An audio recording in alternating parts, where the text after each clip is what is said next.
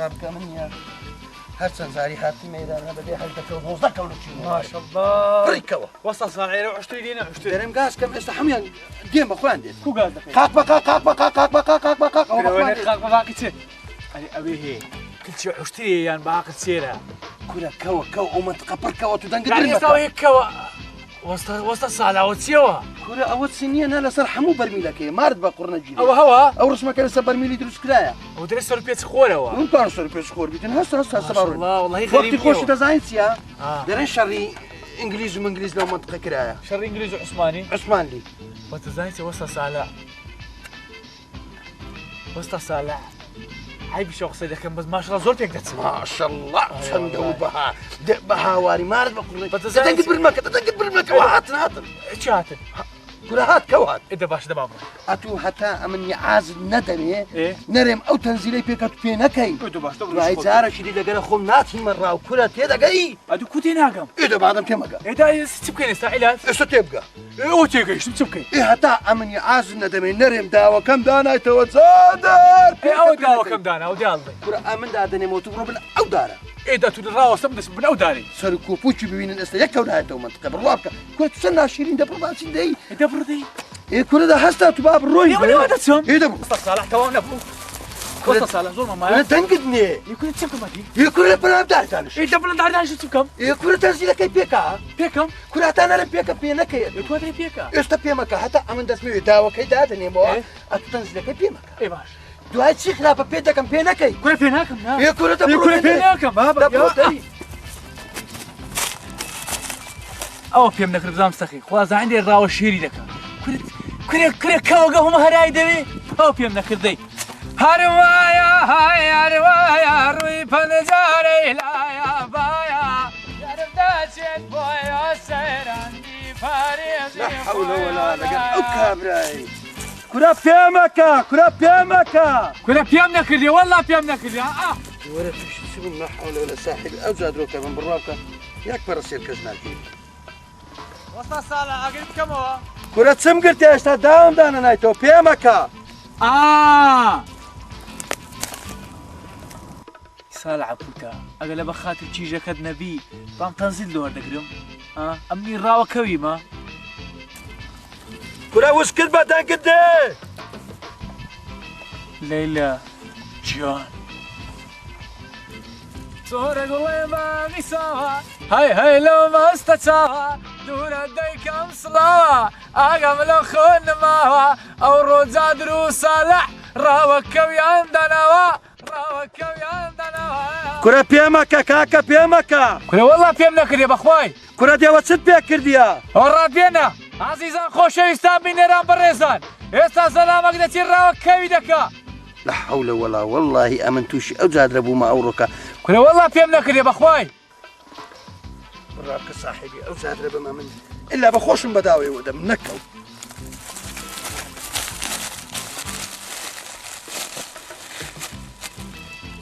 كره بيكا جادر بيكا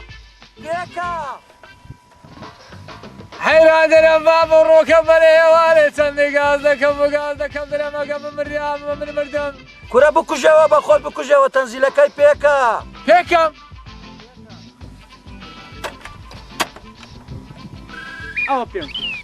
عيني سوارقو اي ولا نزول علي ايها بخدي وازن تنزل كاي درب هذه تداني كره جادر بيكا ايه تقول بيكا يو بيم كردي بخول كو جايتو بعدين بقول ما هو نادي والله يا وقت ما سند مشي وعندي بقرعان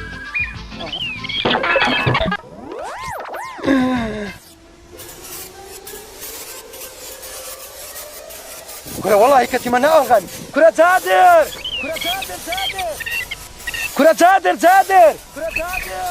كرة ولا كنت منها غني ولا بتلاوي بخور عم بخوي بدا وخي وهي سال عفوتا لا حول ولا قوة الا بالله حتى زادر دمقاتي عرقي رشينا كم كرة صبر نزلي كرة نكي زادر نكي نزلي ماما كنت منها كتر قريب قربانكم باشا كرة نروي زادر يقدق كرة نروي جادر يقدق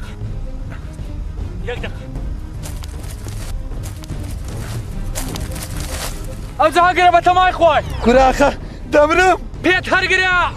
كرة أخا دمرم لا قمر قرم كرة هرقرا كرة خاطر إخوان ورا قطاربك صالح ها هرقرا ما إخوان هيك ما بمرين باشترا وينيا كرة أخا دمرم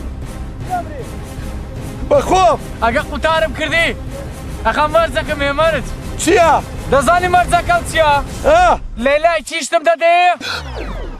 لا الغامك خراترة يا كرة لو دمك كودبي بقران قطارنا كما قلنا يا كرة بصر تساومت ورا أخا دزاني شخصي ليلة خوشة ها خوان زين دواء قطارناكم كرة واحد بشمان نامو بس قطاربكي بشمان نبيوا كرة بحياتي بشمان نامو دست بكتب بسر دورة بري ولا ولا إيه على عبد مشرم بقطار دكم دورة دي تساوك بخير دقات زو كرة بمقاية ساتر بمقاية كرة لو خردك يا وساتر دورة ما حي خرد كنا مني كاكا قبل سنة أنا كم كرديا كرماي كرة ساتر نزولي باش نزولي ايش نعس يلا كرة زوبا ساتر زوبا ولو بيرس دانا ناتو كرة ساقط ها كقاصد لشين أنا قاصد كرة وتوتر كرة عندي خير ما خير كرة تسجل كرة ساتر دقة وسط صالع يدقة دي يقص خوش كذي خوش كذي دي كرة خوش كذي يدقة هري خلاص بهرب هري الحمد لله ما شاء الله ده بيري آبيها ثانية دعتن أري صالح شيشة كان هو زارن زاعرة لو سيشد بس شيشة كيمنا بدنا تقول شيشة دمي بري والله ومقو بس الغامة كان حمو استوكا ايش كرة نات استوش يدلوها على خشني مورد كرمان يستوك بروام كان استوكا تسكي شنادمي توعد الشنادمي كرة استوش يصير دبزام يستوك يعني ها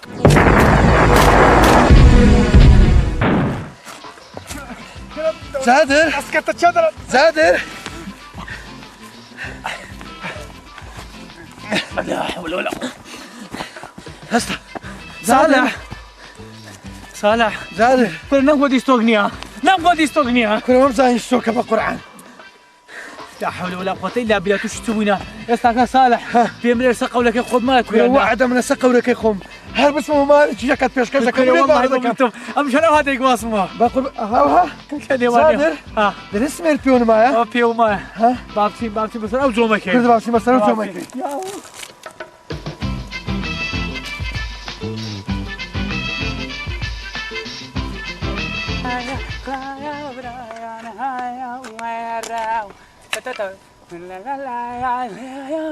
كمان نبي هاي سل كلاهم بي أول سنة والله سيامان إيش هذا أول فوتان هاي شو كا توري دسينا هاي سبكن كاك بعد زين سيامان إيه درهم خويجي شنياتو والله أو بيرد هاتم قلت ما نبون شريفكم لا مصلك يا أخو بخير سيامان والله إذا زين سيامان يا الله يا الله أول شيء دري قالك تبرسيبه وازاني فوتامه سيامان لا برسان شوكم عاردي ناقري أبا زين استكي سيامان إيه اختار ياريم كا لسن بارنا نشتي خوم ديمو هاي يقدو ساعات بيرسي باشا سيامان باش سام شو جوام كباشا خمد نبيتن دي بزان كوش دك دي شرف ذو إيش هوا أي تسبكم دايقر دي هرهنده طاقتهم هيك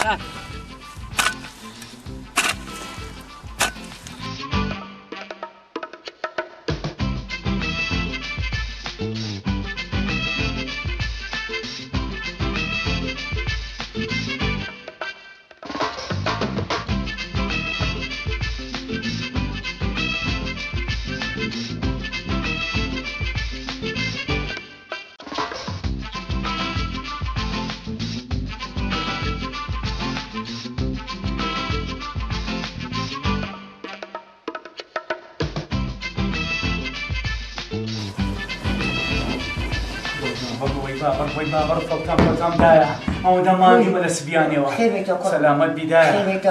يك تورم ساندي بشرف مارسي بخوا دبي نوقتي بيتو نو بشرتي ودو كرش لقى البداية يا أخو بخير بيتورنا سلامت بديك ليلى تنبريز بقسمناك لجيو عمد مدانية تنبرة بقسمناك مقصدناك لا والله تشربي دبي ويلي بكم دايا غزمتي قوندركات كو براستوا سر ليلى لا ليلى قسمناك مقصدناك ويلي لكم بجيت كدايا تياو هاوار كردنا تدبيني بارانات ولا بني دبيني بالسيمانة ولا دايا ما داير دبيني أنا داير بالسيمانة هي باشا باش كل قدرتهم باشا باش ولا خطر لك هو والله كرم البيع ولا قلت له هذا أنا والله هروي لقمنيش هو شو حازم ليه لك ما من بس بيجيني بس بزانستك ها والله دست خوش بلقمنيش ويا هو حي بابا دمونك أنا والله بقربان كيو لك والله لقمنيش ويا كرم بينك تشي بينا كوما دا باش والله دست خوش بلقمنيش ويا بابا بمدتسم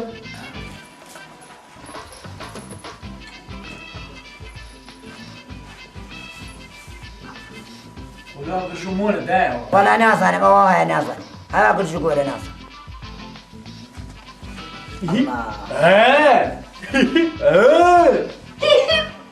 ولو هذاك هو اي والله سواك سمواك يبوم يبغى أزيد نداء وانا في خوان قانونيا اما عايش بيه مشكلين لما هذا باي بس يستاتوا لكم بقي بس تنفع عافية يا الله يا فاوفر ولا زمان خندي على حزم لي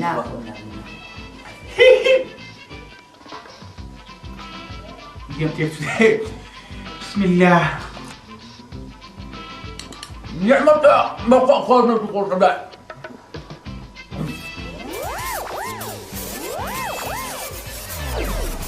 سبو سبو يا ولد سبو قرم سبو قرم سبو طاقة سبو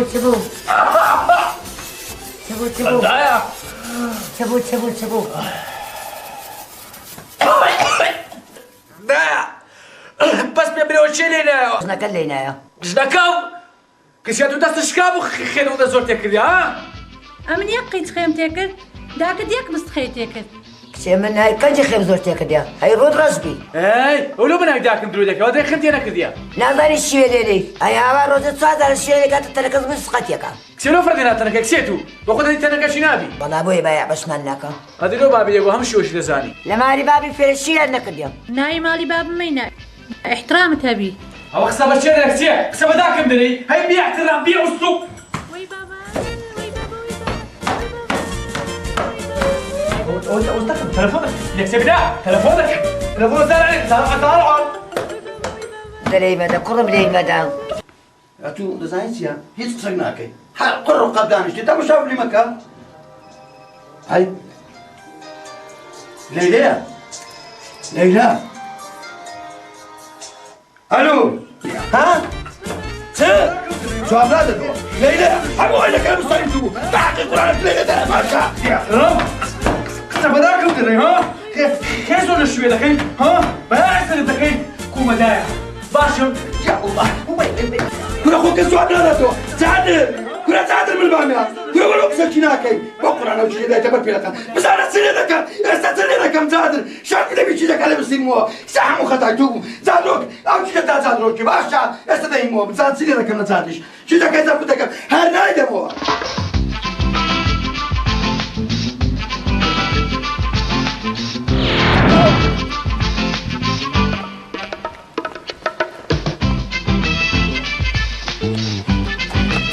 كنت مسلكي بعد صغار اخوان داري والله والشر اللي مالي ولا تساعدني بس ليه تشاو بيو هم بس بنشابك بيو هذا كل يا كل شر هذا كل يا هذا تيجي ما استوعب هذا بالكاستا هذا شر هذا كل اللي تيجي من ده كلها شلس ده كده هتقول تيجي من ده تاكيدي اجمبو ليش جليو لا تلفوني هاي دارس يجي لا اتو بيعمل كل عيبناك شر مخونيها قبيان مسلك توزع جنابنا والله جنابنا عليكم لا ما تريد لا تسير ولا شيء ما بيش كورة ولا شيء ده بيت شيء ده بيت شيء كيجي منك بقى عليكم أدوشني منيا وش اللي توا أتو راسك تقف وستكيو لا تقول يمكن ده أتو أولي حاجة أتو أتو لي لا ده نيجتاك مش كده راس أتو راسك شو قلت لا دي تسمي كنت بحياتي لا ينادى مو ناوي تعمل شيء ده سيجي بكي بحياتك وزبكنا صار توترقا بصري داكم كوب شجت بردنا بيوهلون بينيوا خوي بينتوا وين يدايا هذا بخوي بينتوا وين يدايا هذا بخوي بينتوا وين يدايا خوي بينتوا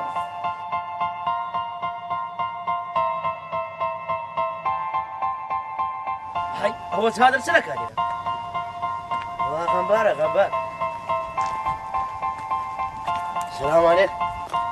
جادر كوي باشا وارد كم وازعد والله يسباش وستخي والله يسباجني ما لو كاكا لو والله توش مشكلة خون بما لو تسبوها خير ساعة توترقي غزورم ايه جنا خلي سالمو هو بو والله توش مشكلة يبون بريت ساعة وري خم أولنيا أما تسان صالع مخافران دي عصنو شيء كذا كذا هتا شيء كم لو بتعالى شيء ايه إستا جنا كم لي عاد بوا صالع برجو دري بكلام شرفنا الدمو زعباش هذه تسارة تبخين هذا قام تجادر بم هلي دسيم وقام جاهز لك يا ما دتشين لك كاكسي يا مندي دتشين لك رجال نشين لك أو كارم دك ما مسارع خزمة بس زين سكنا نقول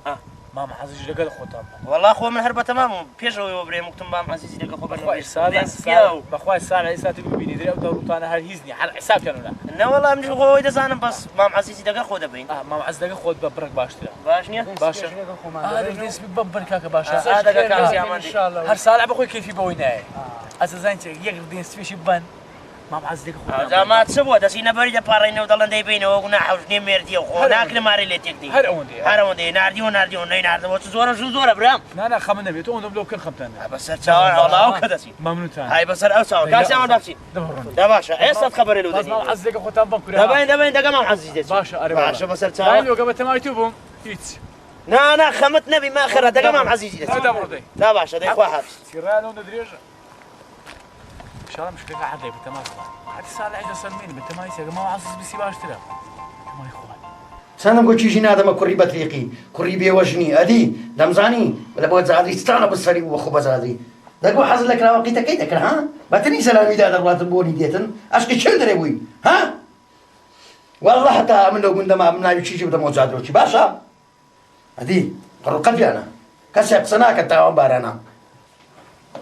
السلام عليكم. السلام عليكم السلام ورحمة الله وبركاته مام عز بخير بس ساعة فرم بلي رونا ودي بام داي دبري فرم مام عز فرم بخير بس ساعة مصرح مدانشة فرم بخير بيا خسر ساعة صرح بخير بيا خسر ساعة ما حسن محمد سمير البيش الرجال بخير بيا خسر ساعة مام عز بخير بيا بخير بكاكا بخير ساعة لانك باسي قندي سي مام عز خوش بيا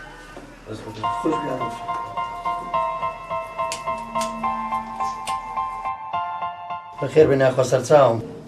خوش بيا ربي. أنقوش بخير بن سرساهم خوش بيا ربي سرساهم بني أخوة قال بخير بنا كاك سالة بري أملو إيش خيراتنا بري نبي ريشن بشتيني دبي خاطرن بقري فرمون زادر كرة قلق ساكا دبي خاطرن بقري شيجاكي ويبديوا بخير بيا أخو سرساهم مام عز زاوت خوش بيا ربي. بس أمن شي جاكي نادم وزادري لبروي زادر بزقك كتير بديان برسيا مشكلة عائلي خوشم بخوم حلكم أو بيوندي بخرشي قندي وجنيا تيتكي ساك تيجو أمن شي جاكي نادم وزادرو شي أنا هستن دابرون أروي أصلا قلت هست وعافي سامي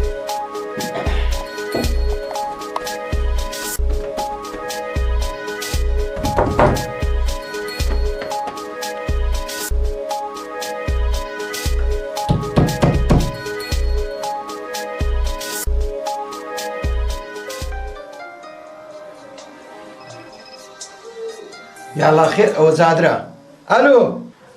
وسط صالح عمود زادر فرمو ممنون تم والله وسط صالح تماما بيوم وارنقو والله بيه مار مريه لا قل برا دبر بوا كلولو قبادي كردو بقرعان نية هردس فماريا في لزرجي خوب دريم لبخاطري ليلاي بقرعان ديم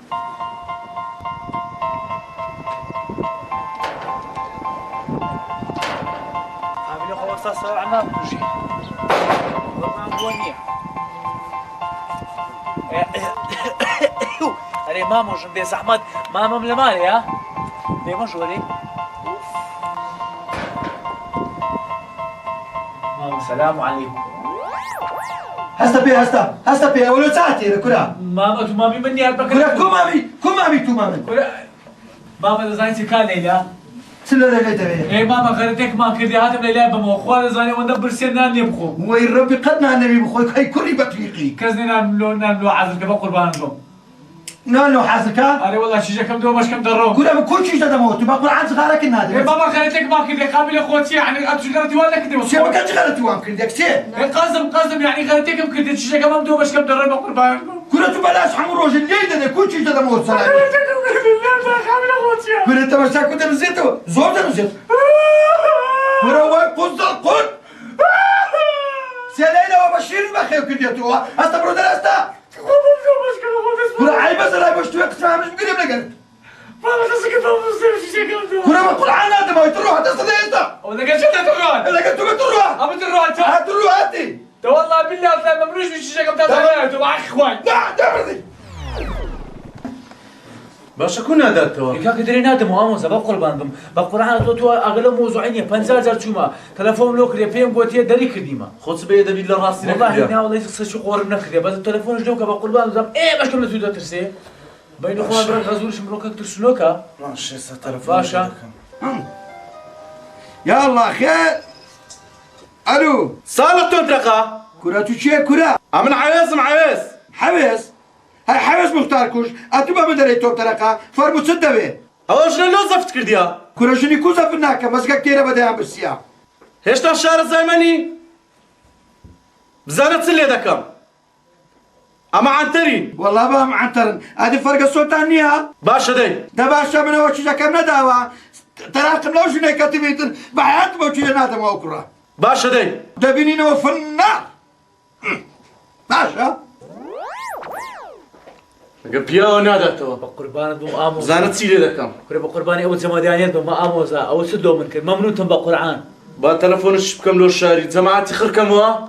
ازو بخم زانتيان لي دكم دم دوا بس زور مزيك بس عادي دستا بس لبركب بالكبت كينا يدموها نا والله نا يدموها اموزا بابا خوش بتلفون شلو بكم دي بزانت ستيريو جرا شو مشكلة شو بين اخويا يلا خير زادر من البامية بزانتي لي الو توترخا كنا لقيتها توب ترقا هاي بيريس اوا قصد بعويز يا موزا قوتبو كنا بتوزر مختار كوش النار دي كرا ها تشال بزانا خو معاذر كده بسي وعبد اموزايوا ايه كوري بطريقي اري والله ما اركوش الدكين اما دا كوجريم سيو حمد موزات خركتوا تاكيد كباشي نوشي عسلي بخوش دا كوجري زادروك دم كوجي عدد نبي كوما اموزا سيبيدري او زنزاني سيا باش نوشي عسلي اكتري دا بيني نوا شربي زادر دا بيلا خين الصور كم زادروك باش عسري هذا هو ترينيوش قبل زمان حتى كان نزلتي هذا هو باش عسري باشا اول سر مقبعك الو سمان السبات جماعتي خركة وبينا قندي او جني تزادري عمو زامي عز كرديا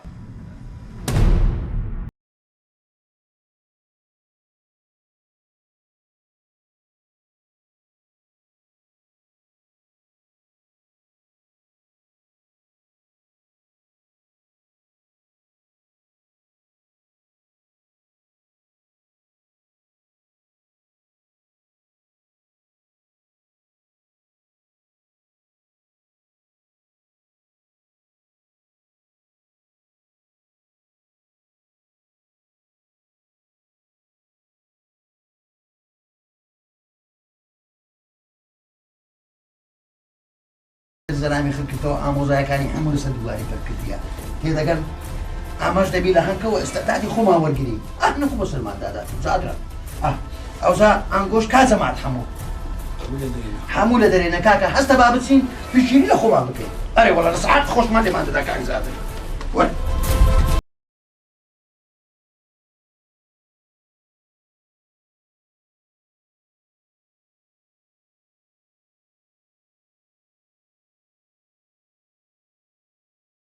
كرة زلام توزيع ولا سرباني جادروك حمو اموزاكاني خوي خير كرديتوا باتريقي داشي لحوشي دي ودسي سرديني ودباتن او زار بري ايه ساعة صبري دادن مو حرقوي عازم دانا تقيدا كان باشا لهنك توزيع بن اوي جادروك ملوم كوشيت الليلة دبي باشا يلا دي اوزا توزيع بن استحريتش للاعجي لو سما دانا جرانا والسلام عند الاسبوع ديلا كاكا دي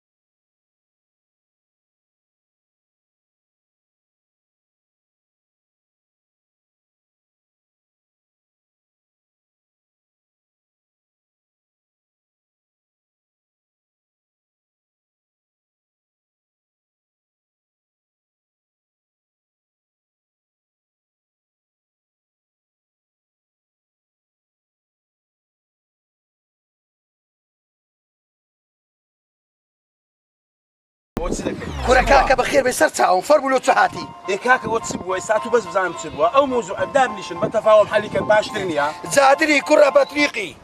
زلامي آموز هاي لمن بسرباني هي خسي لصر حقي خوشم شيجا كشي ويراكل هاتشي من دانشي باشترا لو خين سركان با لو زلام بكجرنا وناوي والله وذا كم راي خودك دانشن او مسألة بس الميحل كان بعد كرة كاكا بس المحل ناكلي وذا كم سركان توباني بلا قام كاتم شيمان دبيوا او بشيماني ندوا بجيب راي خودك برو جماعتي خود خركوا او كابراي عادي من دتسم دين مخوارنا سباني كاكا او دانشي الشيطان بنعلد بالشيطان بس هني تبري او هاي لي هاتي بري بدناك بكلاش كوفي بس اقوش بير انا قبت لك زادري بكم اولا سداسي توازن حمو موضوع اكيدين ما وازبينا او ها باشترا بجيب كان بقربان تبع برو جماعتي خركوا جماعتي خود خركوا سريع كان ارحم يا اخر ذاك برو زلامي زادي بينا عادي من كابرو من دهنين مخوار عادي من بزعم كوي حل ذاك بزعم كوي حل ذاك بزعم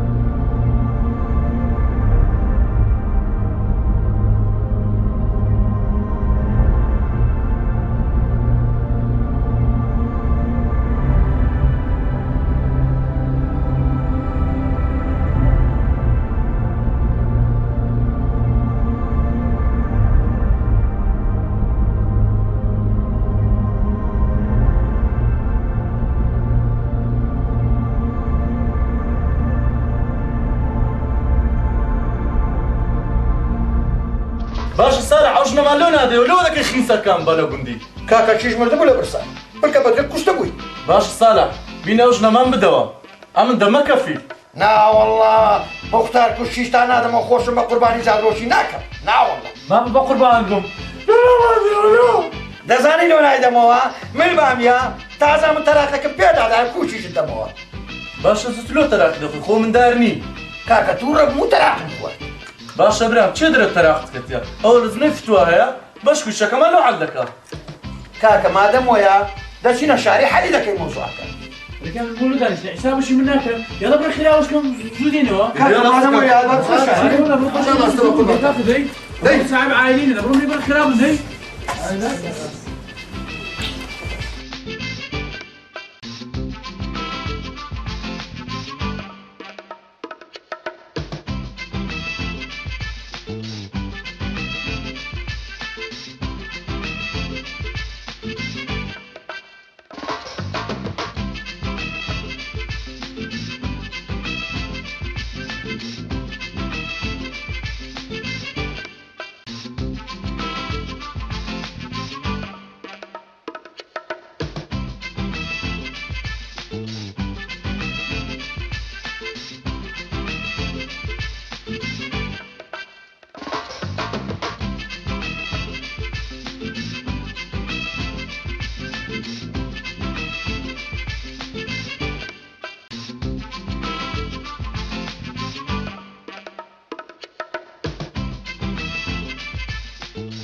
كاكا ما عندي نبي برسام كاكا كاكا دسينا هوليري فرو ساربن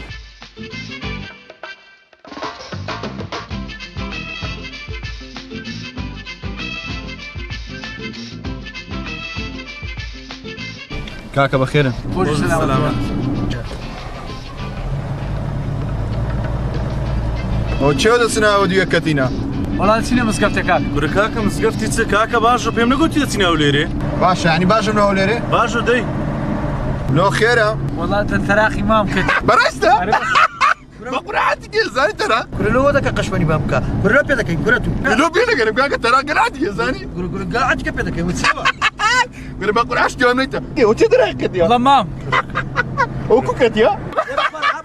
أفشنا سلامة تراخ كديا كاكا الشر متاع مخوي بيكون عارف عيبناك اما انتم ما قلت له بتسينا هوليري يا بتسين له شري ام بيدا كان بيلاقة النبي كاكا قال بيش خذ كنا كاملية عيبه بس موال سينا هوليري بتما خو بشكو ان شاء الله تراك كله تصادق انه اتوجنك قد سلامتي له توماري اري والله والله صاحبي او حمق سيبي تمري ام الجنادة مو زلامي او ها الشيطان يبنى على صالح نا ولا بنا على بيزادر لو كاكا لو بقرعتك بس تراخدك زعما تسوكم استا من مشكلين نقولوا شبكم كاكا ما قلت لهم انا على الكباسة باشو زاري باشو تا دقينا مزقفتي ده باشو بقربان قلت توليري يا مسقف هاوليري مزقفتي باشا بس ترسام مزقفتي هاوليري بس بقرعتك ترى غزاني بس برو وين يا بركة ساعات بني والله جزاب القرعة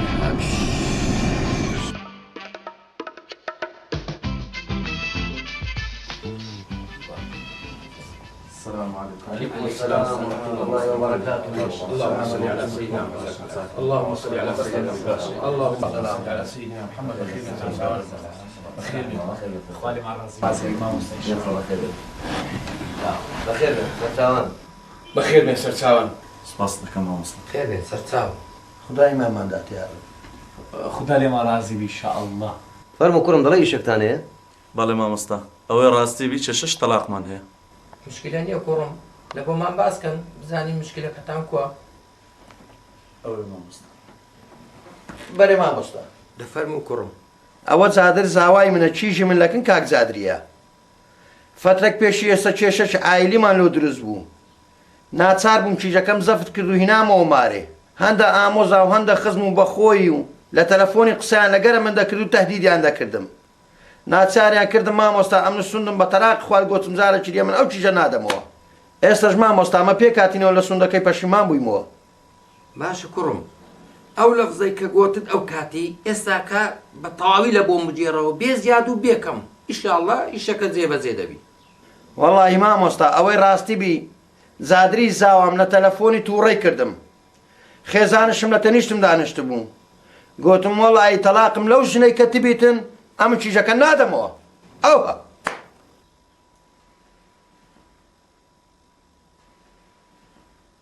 باشە کوڕم ئەمگۆ بڕۆنە دەرێ ئینتیزارکەن ئیشاءالله ئێستا جەوابەکەتان دەدەنەوە.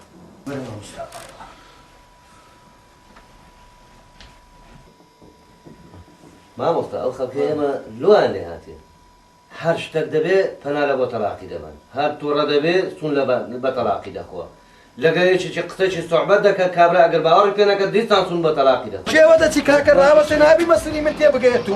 كاكا ما وصل هيجي شو بمن يمسكم لي کۆ دیەوە مشکلی تو نییە بە قوربان دەزارە سەبرش ماری منت کۆر کردەوە دەکەی بڕۆی كاكا كابرا بسيار لما كرديا پرسیارە لێ دەکات جانەکەم با بزان مۆزوعەکەی تەلاقی وی چی لێ دێ ئەو جۆ تو بڕۆ گوندە بابا دسمو زين بحسي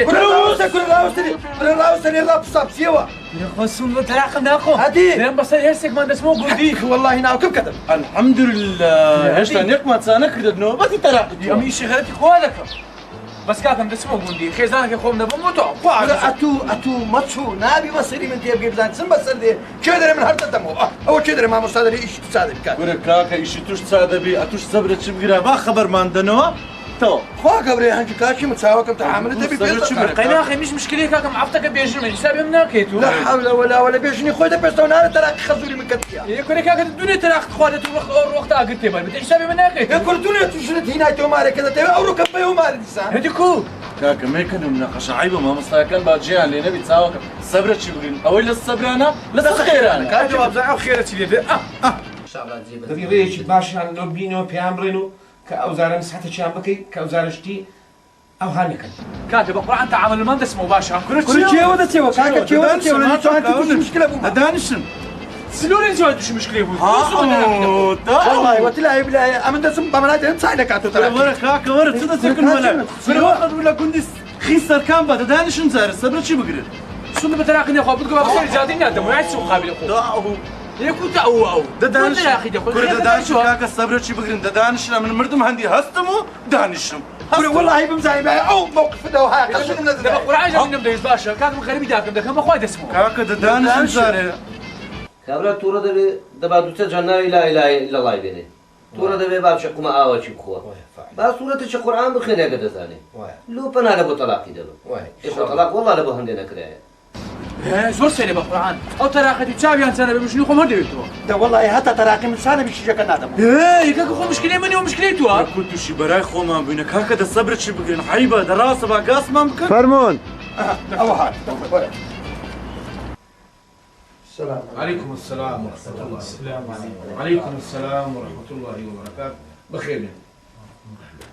بەخێر بێن. باشە کوڕم ئیشاءالله مشکلەکەت جێبەجێ دەکەین.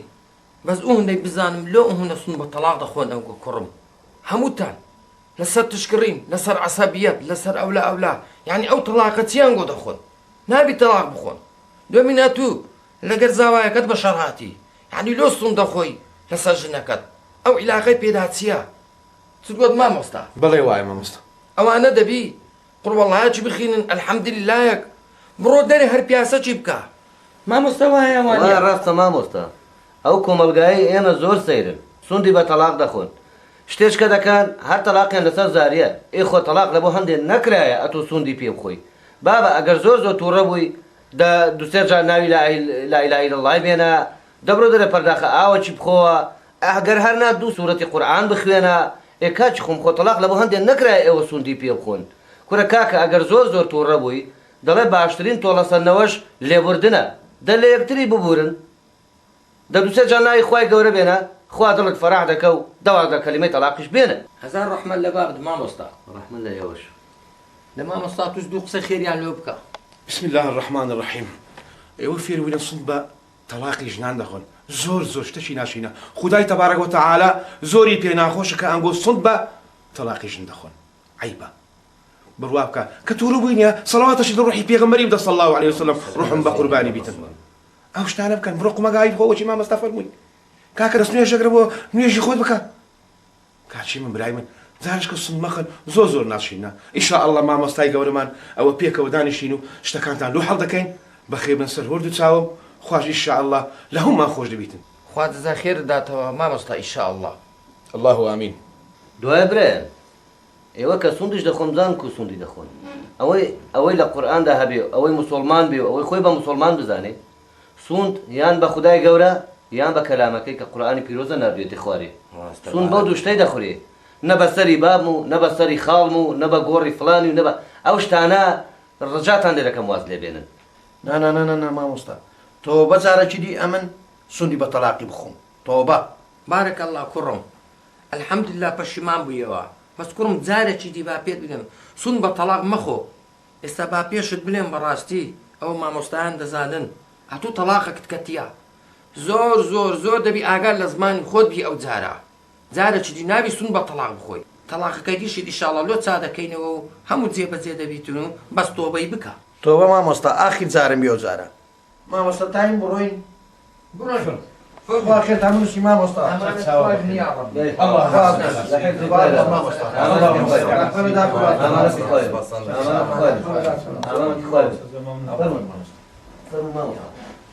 الحق الحمد لله مامۆستا تووشی زمانێکی زۆر عەجایب بووینە یعنی هەموو هەر سوند بە تەلاق خۆمان پارێزین خوا ئەوانش الله آمین وەرن کاکە وەرن با والله بريا من هنا حق قران قومي هلا باشا كل كوتي ندك كل كاك كاش بسيالش ممكن ما مستا كل کاکە لێت دەکا الحەمدولillah ئەو شتەکە پێکات يا اخي نابيك هذا ملي بلاش على شاتم حتى يسميش كاكم تور بزيش كل تاتر من البامية كل ما يسال كل يا تو بيمنتم دكاين كل مثلا بيمنتي لي كاكم تور بزيش تور كل خطورة كنتو مشكلة كم زيادة زلولي ترنا بكاك بابا كو زلوني ساعه قلنا هم بيقرب ما يدنو تور بخلي بيقرب يدو ولا ما اموسا وي وا کاکە سەبرەشی بگرە بە قوربانت دەم ساڵح هەتا ئێستا لە گوندی هیچ مشکلەکمان نەما لۆ دەکەیت توش كل كو مشكله ما نبدا سيسار رجل بيش بزيش ايش کاکە ئەوە ئیشەکەی تو ئەوە تەراقی مامت ساب هيدي كوتا راح كم نابي تساعدي تقيني تراقب تسابقة مشكلة شو بمرويا کاکە ئێستا بڕۆ دەستی لێ بگرە و بیرمەوە كل كوتا بيوعش أنا قشت مو قندي کاکە ئەوە گەیشتینەوە دەگەینەوە مارێ ئەتو بڕۆ لێ ببەوە تۆ كل ردينا بيشا تصدق وتم ندق مشكلة عادي من کاکە ئەمە تەفیلی كل خوش أنا قشت نو قندي مشكلة كتادي صار يشوني بخوم كل سي بابا دەخۆی چاوەکەم دەڕاست هەتا ئەومان چاکردێ بە چعارەکی تبينا بد خذ زين ما موصل لي اون دام يساعدك كذا معي لا ترامون كل هذا اون دام يساعد ما ممكن كل عيب لو تبخ كل بيمنا تندكاي كل انا تجارج بيمنا كل لو قصيناكاي قصيت سبكم اقول لي ده قرب بيعدو كلمه قسام كل هم زالم نداي توفر مرزم كاكا اتو تمشى منك او تمشى او صالح لزي مامته ادي توف تماشا أورد دينا سبيل هذيك تماشام كردي كاكا أو تراك كوي تصابو أتوش دستي لي بقولوا برو يراوس ما كاكا عمل دمك في أوصل ما كاكا تو كافي كاجندتي كورة بعمل لوبي ناس ما عيبني كورة مرة كاكا بخون دينير مو والله اموزان دري سوبرمانا اموزان من شمتونيا اي واي ام سيو عفت اموزان يا بعد وش تدانا بي سيو شو اموزان ما يا كورة شو وسعت شو وسط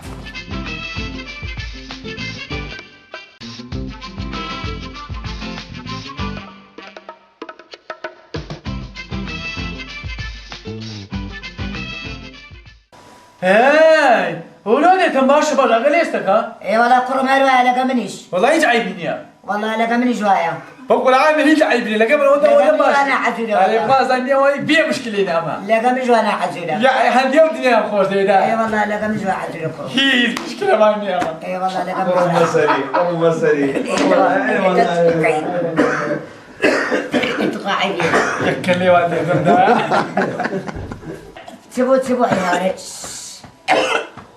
ده وتشتي قبل رأي تبو ولا نظام وتشيلي لا برا بيزول لك من تساوي يقول لنا يا كاكا من داري يقول لنا بزني خوم من داري يقول بلا تبو عيالي دباب ملي مدام ده لي مدام وين ده ده لي مدام باب ملي مدام لي مدام قرب لي مدام بقربان شو دكم لي مدام برام وين لي مدام قرم بقول عندنا معود أبو خدت لو أنت تحت زاديتو شنو أنت زادي وين تشيني بديه شعيب الأمور سبيك والله هنا صار راوس تبع برو بيكو دينو خلاص كنا بسري الله بسري هرسك فهم تسمعوا قنديتو الحمد لله والله ديتنا خلينا اخو عادي درام بسري هرسك ما نسمعوا قنديتو والله نرب صار والله يستحق الله يلوم لهم يكون خلو تراخي يا اخوي هو مسؤول يزولته ما شاء الله عمل مردم عندي هست مداني شو فينك اني وزوج انت بتقول انا بسري تساعد صاحبي وحمو الشربي انا حمو رجلي بتاعك يا رم دخلي ايه تهرست تدانش يا رم دخلي انا شغال كده والله وتلا بالله يا وهاب السري قطع منه في شيء بس قاعد تراك كيتو ميم ترياتو لا كيتو مستري والله يا ابني هرد يسبعك كلك هاك كوتوني ديست سيا فريق خلفاء اي انا تراك كي خوم بقرباني تورك كيتو كم هذيك كلنا نقول تاتو بصفتها كلنا نقول كنا ناي عويزه اخو ناي 300 بس كاسي